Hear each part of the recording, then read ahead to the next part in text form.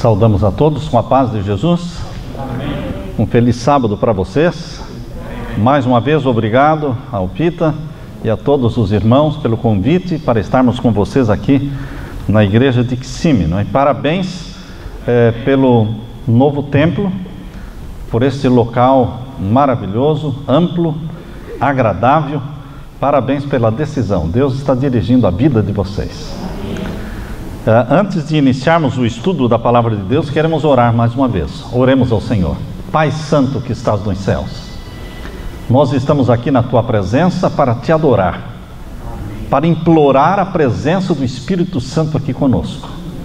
Que o Senhor se revele a nós, que o Senhor se mova entre nós através do Espírito Santo, que o Senhor preencha a necessidade de cada coração, confortando, abençoando, protegendo, suprindo as necessidades, Pai, sejam elas financeiras, emocionais, familiares, qualquer que seja a necessidade do Teu povo, que o Senhor supra pelo poder do Espírito Santo. Derrama sobre nós a luz celestial do Espírito Santo, para entendermos a Tua palavra neste momento, em nome de Jesus, amém. Você pode abrir a sua Bíblia em Apocalipse capítulo 3 e o verso 20. Abra a sua Bíblia em Apocalipse capítulo 3 e o verso 20. O título da mensagem de hoje é: Eis que eu estou à porta. Eu já fiz outros sermões fundamentados neste texto aqui de Apocalipse 3, verso 20.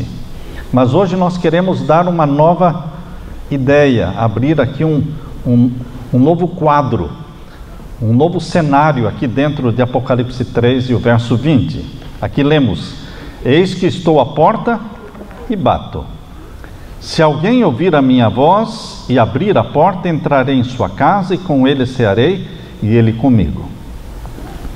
Nós podemos, ao ler esse texto, pensar que Jesus Cristo está fora, porque este texto foi escrito para a igreja de Laodiceia, porque está dentro da carta à igreja de Laodiceia, que é a última igreja do Apocalipse. E a situação desta igreja aqui no Apocalipse é uma situação terrível, porque ela é morna, ela não é quente, ela não é fria, mas ela é morna, ou seja, é uma igreja comprometida com o mundo e não comprometida com Jesus. E Jesus Cristo está demonstrando aqui: eis que estou à porta e bato, se você abrir a porta eu entro. Isso mostra que Jesus está fora. Eu tenho um sermão que tem o título Deixe Ele Entrar. Esse é um outro sermão. Deixe Jesus entrar porque Ele está fora. Mas queridos, o que eu quero destacar nesta manhã é uma outra ideia que veio à minha mente quando eu li esse texto. Eis que estou à porta. Há muitos que pensam que Jesus está distante. Há muitos que imaginam Deus como um ser inalcançável, inatingível. Um ser que está numa posição tão distante, tão irreal. Multidões têm essa ideia de um ser, de um Deus remoto, de uma presença vaga, de uma presença imaginária, e que precisam muita busca, muita pesquisa para encontrar Deus, para achar Deus. Por isso pessoas se isolam do mundo e entram para os mosteiros e ficam lá fechados dentro dos mosteiros dentro de 4 paredes, pensando que assim eles poderão encontrar Deus. Não, queridos. O que esse verso está dizendo: eis que eu estou à porta. Quando você está dentro da sua sala e ouve um barulhinho na porta, você diz: tem alguém lá na porta, alguém mexeu no trinco. Vai lá e abre a porta, porque alguém está à porta. Queridos, Jesus Cristo está dizendo: eis que eu estou à porta. A distância entre você e Jesus é a distância de você se levantar da sua cadeira, da sua poltrona, ir até a porta e abrir a porta. Eu estou aqui, eu quero entrar. Eu quero comer com você, porque nos tempos bíblicos, amigo era aquele que comia com a gente. Hoje também é assim, não é verdade? Por isso uma igreja que come junto é uma igreja mais amiga. Amigos são aqueles que frequentam a sua casa, sentam-se à sua mesa, comem com você. E Jesus disse, se você abrir a porta, eu entrarei e comerei com você. Vou cear com você. Queridos, é muito comum pensar que Deus só será achado depois de muita busca. Se fizer faculdade de teologia, ou então se fizermos jejuns e orações, nós vamos poder encontrar Deus. Não, eis que eu estou à porta, é só você abrir. Essas concepções falsas de Deus invadem as igrejas, invadem os seminários, faculdades de teologia, mas o cristianismo não é uma longa jornada ou cansativa busca para encontrar Deus. Não. Deus está justo aí, fácil de ser encontrado, para quem quiser. O interesse é dele. O interesse é muito maior de Deus de se revelar do que o seu interesse de conhecê-lo. A parte mais interessada aí é de Deus. Por isso ele tomou a iniciativa no passado e ele toma a iniciativa no presente. Ele quer se revelar. Quando eu encontro pessoas ateias, e não é difícil você encontrar pessoas ateias.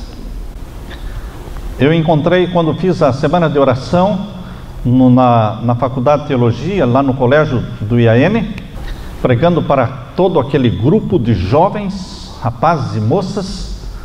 Você não conhece um a um, você não sabe quem é cristão, quem não é, porque num colégio internato tem pessoas de todas as famílias, tá certo? Então, na saída, cumprimentando as pessoas na porta da igreja, um jovem, quando eu disse para ele, me despedi dele e disse que Deus o abençoe, ele disse, eu não creio em Deus, eu sou ateu. Eu disse para ele, marque lá, passa lá no escritório amanhã, e nós podemos conversar um pouquinho sobre isso. Aí no dia seguinte, ele apareceu no escritório, eu estava dando entrevistas, e eu disse para ele, você é ateu, você não crê na existência de Deus? Não. Então eu desafio você a fazer uma coisa, pense em alguma coisa difícil, não fale, só pense na sua mente, e diga para Deus, se o Senhor existe, então que o Senhor faça acontecer tal coisa, para que eu creia que o Senhor existe. Mas não fale para ninguém isso, só pense. No dia seguinte, depois do sermão que eu fiz à noite, na saída, aquele jovem passou por mim, eu o cumprimentei, e ele disse para mim, olhando nos meus olhos, Deus existe. Deus existe. Deus é o mais interessado em que você creia que Ele existe. A parte mais interessada é Deus. Por isso Ele toma a iniciativa. Por isso Ele enviou o seu Filho para morrer por você, para nascer neste mundo, para se tornar um de nós, porque Ele é a parte mais interessada em se revelar a você, em se dar a conhecer. Outra vez eu estava na cidade de Richmond, na Virgínia, e uma jovem da igreja, casada com um rapaz não adventista, ele teve um acidente de moto, e uma van prensou a moto dele na parede, e a perna dele foi então esmagada no acidente, e ele estava hospitalizado. Eu fui fazer uma visita para ele no hospital, e os médicos estavam na dúvida se cortavam a perna dele ou não, porque a perna estava gangrenada, estava ficando preta, não tinha circulação do sangue, e eles estavam pedindo para ele autorizar a amputação, cortarem a perna dele. E quando eu cheguei para visitá-lo, ele estava naquela angústia, disse, eu não sei o que eu faço, eu não sei se autorizo que cortem a minha perna ou não. E eu disse para ele: ore a Deus, peça a Deus que te dê uma iluminação, se você autoriza ou não. Ele disse: aí está o problema, pastor, eu não creio em Deus. Meu pai era ateu, eu nasci num lar ateu, eu sou ateu, e eu não sei como é que eu vou conversar com Deus. E eu disse para ele: pense em alguma coisa difícil, não alguma coisa comum, alguma coisa incomum, só na sua mente, e diga-se: Senhor, existe Deus, então que o Senhor faça com que isso aconteça, para que eu creia que o Senhor existe. Eu fiz uma oração com ele e fui para casa. No outro dia voltei para visitá-lo, e quando eu cheguei no quarto, ele disse: Deus existe. Deus existe. E eu perguntei para ele: mas o que é que você, o que é que te convenceu de que Deus existe? Ele disse: a minha esposa, não temos filhos, eu e a minha esposa, e o meu desejo é ter uma menina, ter um bebê, mas uma meninazinha. E nesta manhã, quando as enfermeiras vieram limpar a cama, eles me tiraram da cama, me colocaram numa poltrona, naquela poltrona ali. E então eles trocam o lençol todos os dias, porque a minha perna está supurando. Então eles trocam o lençol todos os dias. Então elas me tiraram dali, tiraram a coberta, colocaram outro lençol, outro sobrelençol, e aí me colocaram de volta na cama. Eu estava ali deitado, e de repente eu senti que tinha alguma coisa debaixo da coberta. E eu coloquei a mão debaixo da coberta e puxei. Era um casaquinho cor-de-rosa de um bebê. Eu pensei: como esse casaquinho veio parar aqui? Deus existe. Este tinha sido o meu pedido, que eu e minha esposa queríamos ter um bebê, uma menina. Queridos, ele não autorizou os médicos a amputarem a perna dele. Ele foi curado e ele está andando normalmente. Deus existe, e ele é a parte mais interessada em provar que ele existe. É comum eu fazer esse desafio para pessoas que se proclamam ateus. É muito comum. No cristianismo, a iniciativa sempre é da parte de Deus. Lembre-se, o Deus da Bíblia é o Deus que vem ao seu encontro, como aqueles 3 viajantes chegaram até a tenda de Abraão. 2 eram anjos e um era o próprio Deus, Filho, Jesus Cristo. Antes da sua encarnação, ele apareceu ali com 2 anjos na tenda de Abraão. Então, quando você lê a Bíblia, você vê Deus vindo até os homens, vindo até Abraão, vindo até Adão no jardim do Éden. Nós lemos, abra sua Bíblia agora em João capítulo 12 e o verso 32. João capítulo 12 e o verso 32. Jesus Cristo falou, palavras de Jesus, em João capítulo 12 e o verso 32. Aqui nós lemos: eu, quando for levantado da terra, a todos atrairei a mim. Jesus é um poderoso ímã, com esse poder magnético que atrai as pessoas para ele. Onde o nome de Jesus for pronunciado, onde Jesus Cristo for pregado como Salvador do mundo, pessoas responderão a essa atração, a esse poder. Por isso Jesus disse: quando eu for levantado, a todos atrairei a mim. Nós o amamos, Romanos capítulo 5, verso 8, porque ele nos amou primeiro. A iniciativa é de Deus. Quando você responde, quando você busca Deus, você está somente respondendo à atração dele. Você está somente respondendo o chamado dele. Nós o amamos porque ele nos amou primeiro. Romanos capítulo 5, verso 8. O Dr. Arthur Gossip escreveu no seu livro o seguinte: sobre a graça divina, ele escreveu: sempre nós estamos rodeados por esta persistente graça divina.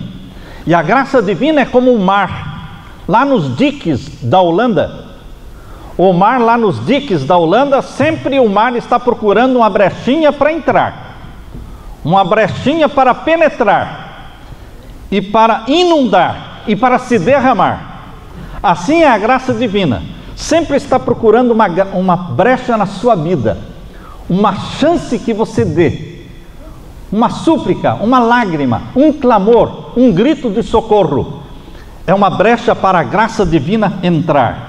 Por isso o Apocalipse 3:20 está dizendo: eis que eu estou à porta, eu estou sempre perto de você. Deus não criou o planeta Terra e abandonou. Não, Deus criou o planeta Terra e cuida do planeta Terra como a menina dos seus olhos, porque o planeta Terra se tornou o lar do Deus Filho.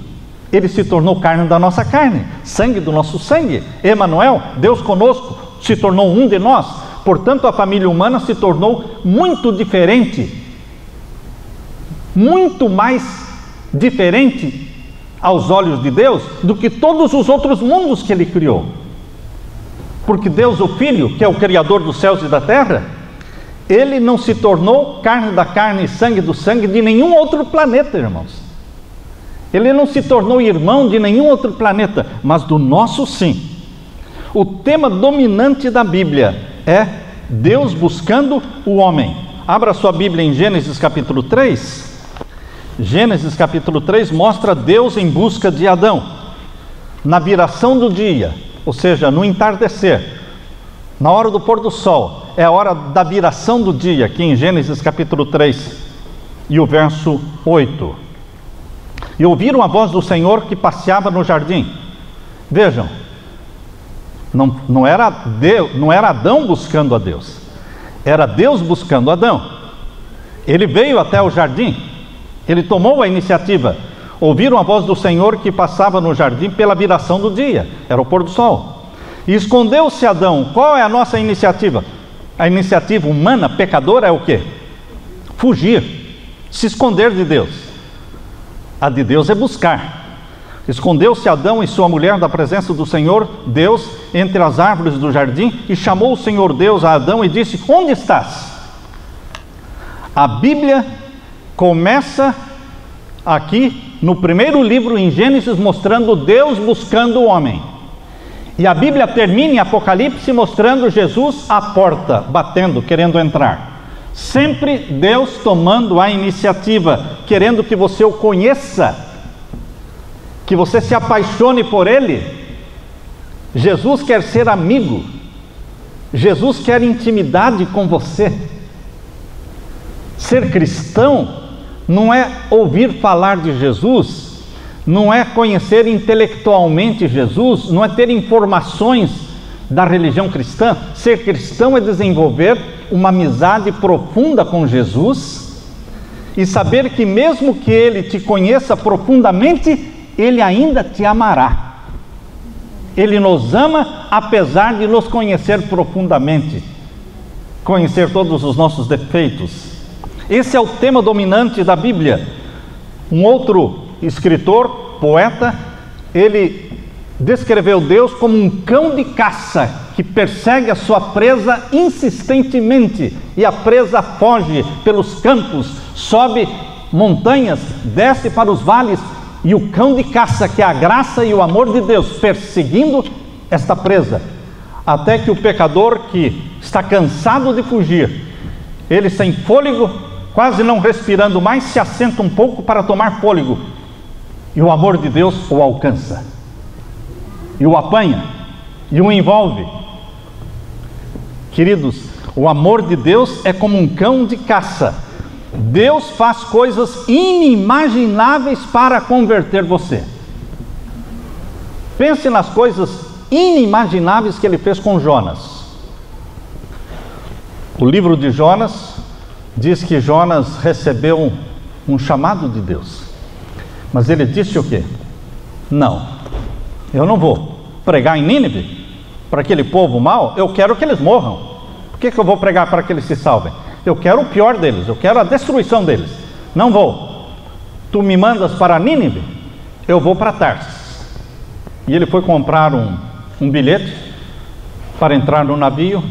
Coitado do capitão do navio. Quando vendeu aquela passagem para aquele homem estranho, não sabia em que enrascada ele estava entrando. Sabem, queridos, que nós entramos em algumas enrascadas sem pensar. Ele não conhecia a história de Jonas, não sabia nada. Vendeu para ele a passagem, pegou o dinheiro. Jonas entrou, foi direto para o fundo do navio, lá no porão, arrumou a caminha dele e disse: eu vou dormir. E Deus enviou uma grande tempestade. Pense no desespero do capitão do navio, do dono do navio, do experiente capitão. E eles estavam fazendo tudo para salvar o navio. Mas finalmente eles tiveram que jogar fora toda a mercadoria. Lembre-se, quando você desobedece a Deus, você não pense que você é dono do seu nariz, que você faz o que bem entende e ninguém tem nada a ver com isso. Lembre-se que quando você desobedece a Deus, você prejudica as outras pessoas. O pecador ali era Jonas. O fugitivo era Jonas. O dono do navio não tinha nada a ver com a história de Jonas. Mas ele perdeu toda a carga, porque ele teve que jogar toda a carga fora. Ele estava perdendo o navio inteiro. E em desespero começou a lançar sorte, não é? Para ver onde é que estava o problema. E a sorte caiu em Jonas. Jonas sabia que ele era o problema. Ele não precisava ter pedido para o capitão do navio jogar ele no mar. Se ele sabia que ele era o problema, o que ele poderia ter feito? Antes de tudo, pular. Ora, se você é o problema, pula fora. Mas lembre-se, os problemas não pulam fora da sua vida. Você é que tem que jogar os problemas fora. Se você tem problemas dentro da sua casa, não pense que os problemas vão sair sozinhos. Com o tempo tudo vai se resolver. Você vê crianças desobedientes, rebeldes, com a idade, com o tempo muda. Não, nada muda com o tempo. Ou você lança fora os problemas da tua vida, problemas que estão trazendo tempestades para a sua vida, ou você vai afundar com os problemas. Lance fora os problemas. E o problema ali era Jonas. Tudo na vida de Jonas, queridos, era milagre. Porque o fato dele estar dormindo no meio da tempestade já era um sono não normal, não é? Não normal. O fato da tempestade, tremenda tempestade, já também não era normal. Tudo era anormal. O peixe grande que apareceu para engolir Jonas também não era normal. Não era normal. O fato de Jonas ter ficado 3 dias no ventre do peixe, dentro do peixe, vivo, também não é coisa normal. O fato do peixe ter lançado Jonas pertinho de Nínive também não era normal. Tudo foi ação de Deus para salvar Nínive e para salvar Jonas. Deus quer salvar você. Eu costumo dizer que é difícil se perder. Você já ouviu alguém falar que é difícil se salvar? Alguém aqui já ouviu falar que é difícil se salvar? O que eu mais ouço as pessoas dizerem: pastor, mas é difícil ir para o céu. Eu olho para ele e digo: difícil ir para o céu? Difícil é ir para o inferno. Para você se perder é muito difícil. Você tem que bater em muitas barreiras. Vocês já assistiram a algum filme em que aparece um carro dirigindo em alta velocidade e de repente aparece assim uma placa dizendo stop? E placas e barreiras no meio da estrada. A estrada terminou e o carro bate na primeira placa, derruba, e bate na segunda e na terceira e vai derrubando tudo até descobrir que lá na frente a ponte caiu, não tem mais ponte. Queridos, as pessoas que se perderem, elas desconsideraram muitos sinais, muitas placas. Deus, para salvar uma pessoa, Deus faz coisas inimagináveis. Vejam o que Deus fez para salvar Nabucodonosor. Colocou Nabucodonosor num spa de 7 anos, comendo capim e bebendo água. E quando Nabucodonosor saiu do spa, ele era um homem convertido. Mas Deus teve que fazer muita coisa para salvar. E Deus fez. E Deus faz muitas coisas para salvar. Deus não mede esforço. Mas nós somos teimosos, achando que é difícil se salvar. Não, queridos, é difícil se perder. Porque para você se perder, você tem que aprender a beber, aprender a fumar. Eu não consegui. Bem que eu tentei muito. Eu queria ser como os meus amigos, que bebiam, fumavam, mas eu não conseguia. Eu queria ser como os meus amigos, que tinha mulheres, que ia para o prostíbulo, para as prostitutas, mas eu não conseguia. Queridos, eu tentei quebrar muitas barreiras, mas não consegui. Eu tive que me salvar. Deus me perseguiu tanto com o seu amor, com a sua graça, que Ele realmente me apanhou. Eu me rendi. Você já pensou que a salvação é uma rendição? Eu disse, eu me rendo, Senhor. Tudo bem.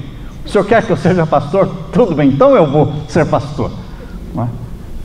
Deus falou, eu quero que você seja pastor, e até que eu coloquei na sua frente, dentro da sua sala de aula, uma esposa de pastor. Olha a Leila aí. Eu preparei a Leila sentadinha na sua frente, na 8ª série, com 15 anos de idade, para que ela seja esposa de pastor. Um anjo que Deus colocou na minha vida. Mas eu queria fazer coisas erradas. E ela dizia, não. Tira a mão daqui, tira a mão dali, não é? Deus cuidando de mim, Deus querendo que eu não me perdesse. Deus colocando os meus pés no caminho da salvação. Deus usa uma mulher, Deus usa paz, Deus usa tudo que pode usar para salvar. Queridos, Deus faz coisas inimagináveis. O Deus de Abraão, Isaque e Jacó é um Deus pessoal, um Deus que fala, um Deus que responde. A distância entre você e esse Deus é a distância de você se levantar da sua cadeira e ir até a porta e abrir a porta. Isso é difícil? Isso é difícil de levantar da cadeira e abrir a porta? Eis que eu estou à porta e bato. Jesus está à espera do nosso clamor. João capítulo 15, verso 16, abra a sua Bíblia. João capítulo 15 e o verso 16. Jesus está à espera do nosso grito de socorro. Vamos ler? João 15, verso 16. Não me escolhestes vós a mim. De quem foi a iniciativa, meu irmão? Você não me escolheu. Deus está falando. Mas eu escolhi você. Não me escolhestes vós a mim, mas eu vos escolhi a vós, e vos nomeei para que vades e deis fruto, e o vosso fruto permaneça, a fim de que tudo quanto em meu nome pedirdes ao meu Pai, Ele vô-lo conceda. Veja que texto que nos conforta. Ele nos chama, Ele nos escolhe, Ele nos nomeia. E agora em Lucas capítulo 19, verso 10, porque o Filho do Homem não veio buscar o quê? Porque o Filho do Homem vem buscar e salvar o perdido.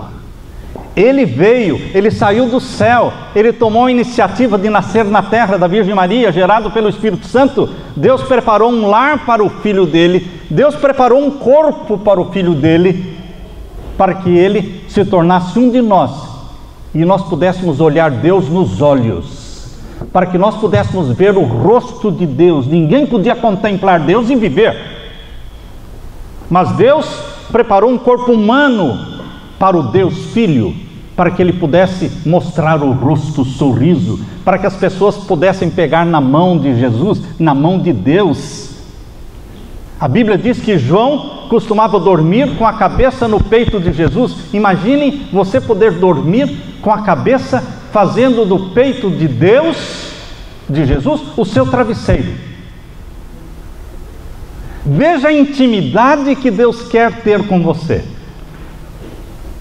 Quanto mais eu leio a Bíblia, quanto mais eu contemplo Jesus, mais apaixonado eu fico por Jesus. Em Hebreus capítulo 2, verso 9, abra sua Bíblia. Em Hebreus capítulo 2, verso 9. Veja se estas palavras não expressam a profundidade do amor de Deus e da vontade de Deus que você o conheça. Capítulo 2 de Hebreus, vamos ler aqui o verso 9 a 11. Vemos, porém, coroado de glória e de honra aquele Jesus que fora feito um pouco menor do que os anjos. Adão não foi criado menor do que os anjos? Sim. E Jesus é o segundo Adão. Ele foi criado, nasceu da Virgem Maria, um pouco menor do que os anjos. Como um ser humano, menor do que os anjos. Mas, queridos, o que é que diz aqui? Por que ele se tornou foi criado um pouco menor do que os anjos? Por causa da paixão da morte. Se ele fosse superior aos anjos, ele não poderia morrer. Como Deus, ele não podia morrer. Ele só podia morrer como homem. Por isso ele foi criado um pouco menor do que os anjos, para poder morrer, por causa da paixão da morte. Continue a leitura. Para que pela graça de Deus provasse a morte por todos. E agora o verso 10. Porque convinha que aquele, para quem são todas as coisas, e mediante a quem tudo existe, trazendo muitos filhos à glória, consagrasse pelas aflições o príncipe da salvação deles. Cristo foi consagrado nosso príncipe, o príncipe da nossa salvação. Ele foi consagrado através de aflições. Ele viveu e ele foi treinado na escola das aflições, na escola das provações. As provações são as obreiras de Deus. As provações foram as obreiras trabalhando no caráter do Deus Filho. Jesus desenvolveu um caráter no meio de uma família confusa, porque José já era viúvo quando se casou com Maria, e José já tinha filhos que eram mais velhos do que Jesus. Jesus tinha irmãos e irmãs mais velhos do que ele. Eu imagino que os mais velhos exigiam do mais novo os trabalhos mais pesados. Mais pesados. Ah, você quer ser santinho, o melhor de tudo? Você vai fazer isso aqui, você vai fazer aquilo ali. Exploravam Jesus. E queridos, Jesus cresceu em meio a aflições, porque ele era diferente dos outros. Ele era odiado pelos outros. Os irmãos e irmãs de Jesus passaram a amá-lo depois que ele morreu. Depois que ele morreu, sim, mas antes eles não gostavam das atitudes de Jesus. E aqui diz, ele foi consagrado pelas aflições como príncipe da salvação nossa. E agora o verso 11. Porque assim o que santifica, quem é que nos santifica? Jesus. Como os que são santificados. Quem são os que são santificados? Você e eu. Está me acompanhando? Será muito bom você ter a sua Bíblia. Ou a Bíblia no tablet, ou no iPhone, ou a Bíblia escrita na sua mão, mas seria muito bom você acompanhar para não ser enganado pelos pastores.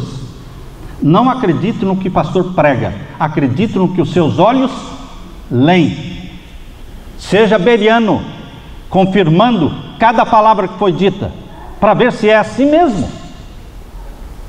Hoje o cristianismo da maioria é um cristianismo de eu ouvi falar, o pastor no sermão falou isso. Queridos, o que o ser humano fala não tem valor.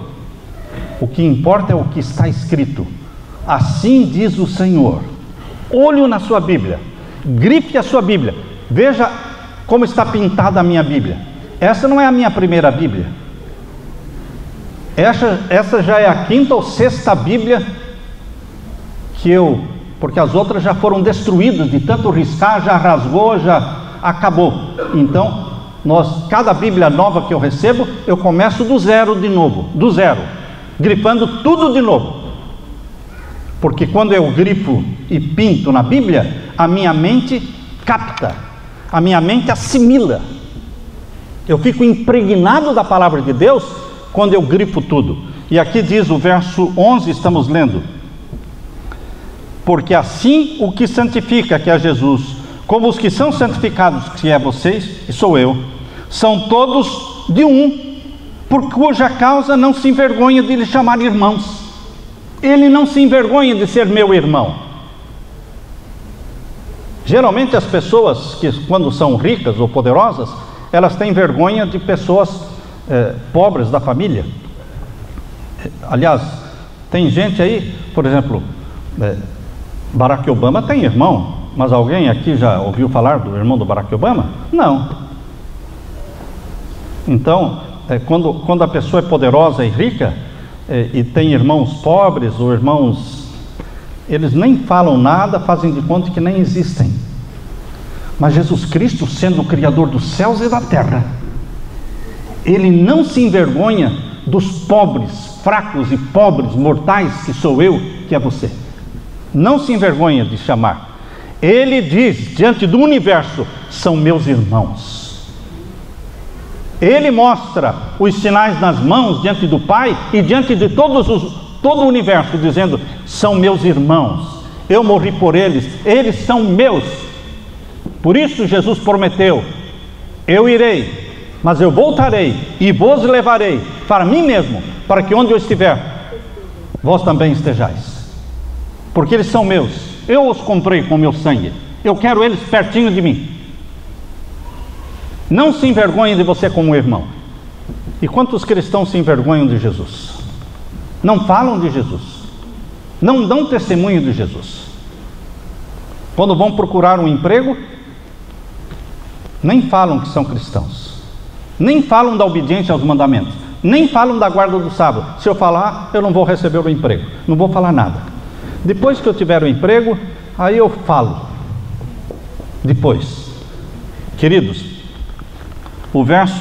vamos ler aqui agora o verso 12, dizendo, anunciarei o teu nome aos meus irmãos. E agora o verso 13, finalzinho do verso 13, e outra vez, porei nele a minha confiança, e outra vez, eis-me aqui, eis-me aqui a mim e aos filhos que me deu Deus. Jesus Cristo quer se apresentar diante de Deus e mostrar toda a colheita, todos os salvos, os filhos do Altíssimo, os santos do Altíssimo, e falar, eis-me aqui, Senhor, com os filhos que o Senhor me deu. Isaías capítulo 53 diz assim, que quando Jesus Cristo viu os resultados do seu sacrifício, pela fé, ele olhou os resultados do seu sacrifício e ficou satisfeito, porque são milhões que estão sendo comprados pelo sangue de Jesus. Milhões. Jesus comparou Deus a uma mulher palestina que perdeu uma moeda e varreu a casa, moveu os móveis e procurou até encontrar a moeda perdida. É Deus procurando o perdido. Jesus comparou Deus a um pastor de ovelhas que tinha 100 ovelhas. Se perdeu uma, ora, quem tem 100 perde uma, tem 99. 99 é quase tudo. Mas ele deixou as 99 seguras no curral e arriscou a própria vida, não pelas 99. Ele arriscou a própria vida por uma. E foi, a Bíblia diz, até encontrá-la. Ou encontraria a ovelha perdida, ou morreria procurando. Mas não existe a cena de um pastor voltando de braços vazios, de mãos vazias.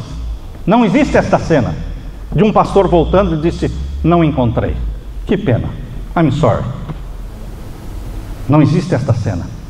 Jesus Cristo contou a história de que Deus é como um pastor que arriscou a vida por uma. Jesus teria morrido mesmo que fosse por um. Santo Agostinho diz, Deus te ama como se você fosse o único para amar.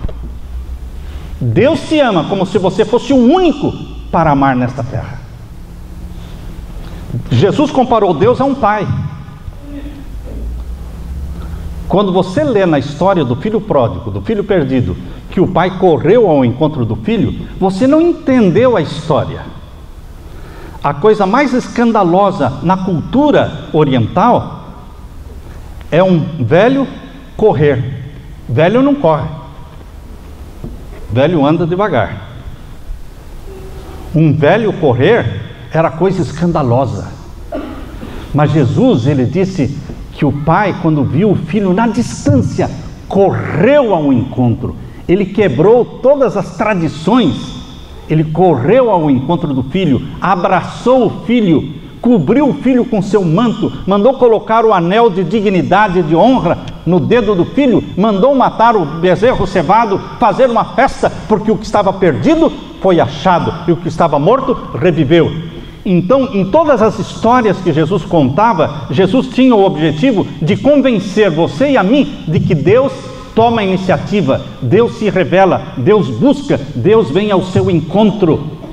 É difícil se perder, meu irmão. É difícil se perder. Porque você pode cometer todos os pecados do mundo como filho pródigo. Você pode esbanjar toda a fortuna como o filho pródigo fez. Você pode ter usado todas as drogas do mundo. Deus diz: nada disso importa. Eu te amo. Eu quero te salvar. É difícil se perder. É difícil se perder.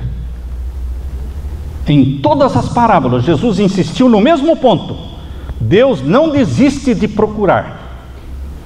Como disse Dr. Maltby, ele disse: se eu decido procurar Deus, não preciso ir muito longe, porque não é a ovelha que procura o pastor. Não existe essa história, meu irmão, de ovelha buscando o pastor. É o pastor que busca a ovelha. Estão percebendo por que eu digo que é difícil se perder? Que não é a ovelha que busca o pastor. É sempre o pastor que busca a ovelha. O pastor é sempre que encontra a ovelha. A jornada do pastor começou antes da tua jornada. Quando você diz: eu estou voltando para Jesus, ou seja, você está caminhando de volta para Jesus, lembre-se que a caminhada de Jesus começou antes, muito antes da tua. Por isso você está voltando, porque Ele já veio em busca de você há muito tempo. Você o ama porque Ele te amou primeiro. Mateus capítulo 23, 37. Abra sua Bíblia. Em Mateus capítulo 23 e o verso 37.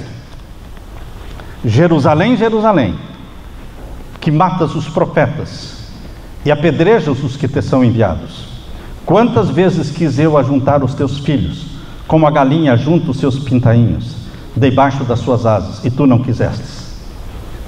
O povo de Israel rejeitou Jesus como Messias. Crucificaram Jesus no ano 31. No entanto, irmãos, quando Jesus Cristo ressuscitou, os discípulos estavam prontos para sair a pregar o Evangelho no mundo todo. E lá em Atos capítulo 1, Jesus disse: não, não, não. Vocês não vão saindo pregar o Evangelho no mundo todo.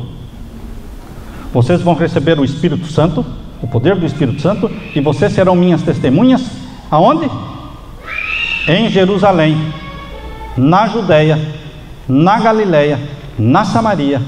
Ora, o povo judeu já tinha esbanjado 70 semanas, os 490 anos de graça e misericórdia dada para o povo de Israel. Eles esbanjaram, não aceitaram o Messias, mataram o Messias. E assim mesmo Jesus diz: mais 3 anos e meio vocês vão pregar só para judeu. Depois que Jesus ressuscitou, ele disse: vocês vão continuar pregando só para judeu. Vocês serão minhas testemunhas, primeiro em Jerusalém, na Galileia, na Judeia e Samaria.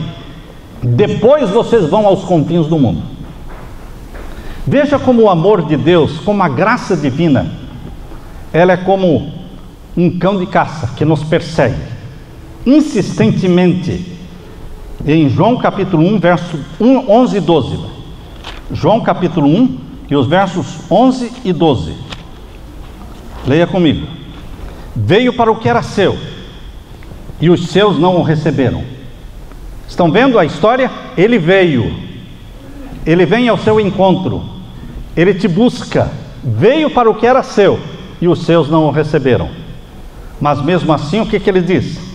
Mas a todos quantos o receberam, todos aqueles que aceitam a Jesus, deu-lhes o poder de serem feitos o quê? Filhos e filhas de Deus.